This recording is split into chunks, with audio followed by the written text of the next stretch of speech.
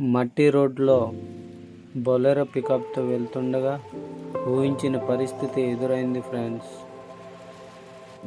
మొన్న వర్షం కారణంగా రోడ్డు మొత్తం బురదగా మారడంతో మా బావ వాహనం అంటే పికప్ ముందుకు వెళ్ళడానికి చాలా కష్టమైంది.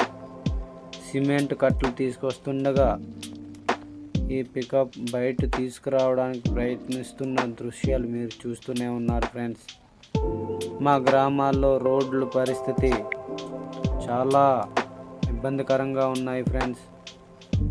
గ్రామీణ ప్రాంతాల్లో రోడ్ల పరిస్థితి ఎలా ఉంటుందో ఈ వీడియో చూస్తే మీకు అర్థమవుతుంది ఫ్రెండ్స్.